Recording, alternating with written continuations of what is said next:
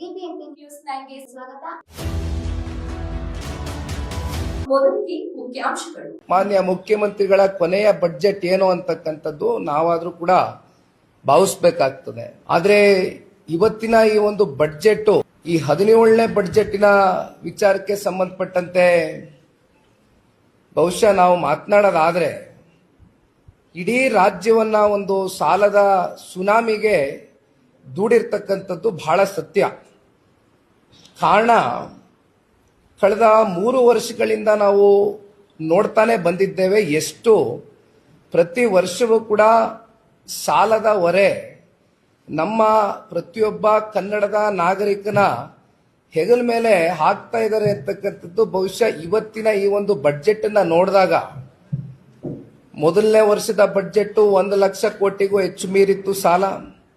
ಮತ್ತೆ ಎರಡನೇ ಬಡ್ಜೆಟ್ ಕೂಡ 1 ಲಕ್ಷ ಕೋಟಿಗೂ ಹೆಚ್ಚು ಸಾಲ ನಮ್ಮ ತಲೆಗೆ ಹಾಕಿದ್ರು. ಆದ್ರೆ ಇವತ್ತು ಹೆಚ್ಚು ಕಮ್ಮಿ 1.32 ಅಂದ್ರೆ 1,32,000 ಕೋಟಿಯಷ್ಟು ಸಾಲದ ಹೊರೆಯನ್ನ ಇವತ್ತು ಪ್ರತಿಯೊಬ್ಬ ಕನ್ನಡಿಗನ ಹೆಗಲ ಮೇಲೆ, ಇದನ್ನ ಇನ್ನೊಂದು ಸ್ವಲ್ಪ ವಿಂಗಡಿಸಿ ಹೇಳಬೇಕು ಅಂತಕ್ಕಂಥದ್ದಾದ್ರೆ, ಕಳೆದ 3 ವರ್ಷದಲ್ಲಿ ಏನೊಂದು 76,000 ಪ್ರತಿಯೊಬ್ಬ ಈ ರಾಜ್ಯದ ನಾಗರಿಕನ ಮೇಲೆ ಸಾಲ ಇತ್ತು, ಅದು ಇವತ್ತು 1,12,000ಕ್ಕೆ ಹೋಗಿ ತಲುಪಿದೆ. ಅಂದ್ರೆ ಕೇವಲ 3 ವರ್ಷದಲ್ಲಿ 5,22,000 ಕೋಟಿ ಸಾಲ ಇದ್ದಂತ ನಮ್ಮ ರಾಜ್ಯ ಅದನ್ನ ಹೆಚ್ಚು ಕಮ್ಮಿ ಬಹುಶಃ ಮುಂದಿನ ಸಾಲ ಅಷ್ಟರಲ್ಲಿ ಅದು 8,24,000 ಕೋಟಿಯಷ್ಟು ಸಾಲದ ಸಂಪೂರ್ಣ ಭಾರವನ್ನ ಇವತ್ತು ನಮ್ಮ ಕನ್ನಡಿಗರ ಮೇಲೆ ಹಾಕಿರ್ತಕ್ಕಂಥದ್ದು ಬಹುಶಃ ಈ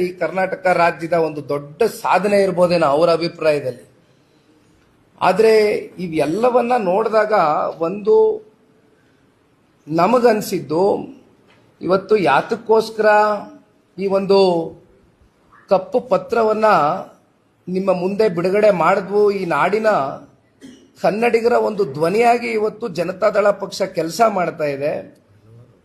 ಏನೇನು ಅನಾಹುತಗಳು ಕಳೆದ 3 ವರ್ಷದಲ್ಲಿ ಸಂಪೂರ್ಣ ಬಹುಮತ ಬಂದಂತ ಈ ರಾಜ್ಯ ಸರ್ಕಾರದ ಈ 3 ವರ್ಷದ ಅವಧಿಯಲ್ಲಿ ನಡೆದಿರ್ತಕ್ಕಂಥ ಫೈನಾನ್ಷಿಯಲ್ ಮಿಸ್ಮ್ಯಾನೇಜ್ಮೆಂಟ್ ಏನಿದೆ, ಸಂಪೂರ್ಣವಾಗಿ ನಮ್ಮ ರಾಜ್ಯವನ್ನ ಮುಂದಿನ ದಿನಗಳಲ್ಲಿ ಒಂದು ರೀತಿ ಆರ್ಥಿಕವಾದಂತ ಸಂಕಷ್ಟದ ದಿನಗಳನ್ನ ಎದುರಿಸ್ತಕ್ಕಂಥದ್ದಕ್ಕೆ ಈಗಾಗಲೇ ಬಹಳ ದಿಟ್ಟವಾದಂತ ಹೆಜ್ಜೆ ಇಟ್ಟುಬಿಟ್ಟಿದ್ದಾರೆ ಕಾಂಗ್ರೆಸ್ನ ಸರ್ಕಾರ.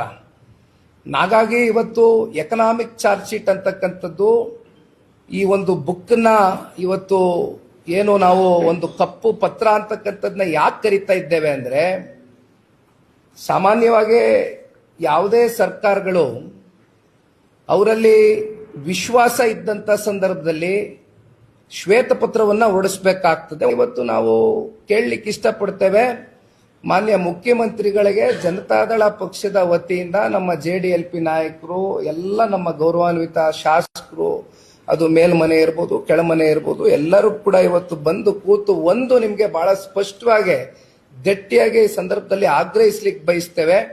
ರಾಜ್ಯದ ನಿಜವಾದಂತ ಆರ್ಥಿಕ ಪರಿಸ್ಥಿತಿ ಎಲ್ಲಿಗೆ ಹೋಗಿ ತಲುಪಿಸಿದ್ದೀರಿ, ಇದನ್ನ ದಯವಿಟ್ಟು ನಮ್ಗೆ ಒಂದು ವೈಟ್ ಪೇಪರ್ ಅನ್ನ ಈ ಕೂಡಲೇ ನೀವು ಬಿಡುಗಡೆ ಮಾಡಬೇಕು ಅಂತಕ್ಕಂಥದ್ದು ನಾವು ಬಹಳ ಗಟ್ಟಿ ನಿಲುವಿಂದ ನಿಮ್ಗೆ ಆಗ್ರಹ ಪಡಿಸಲಿಕ್ಕೆ ಇಷ್ಟಪಡ್ತೇವೆ.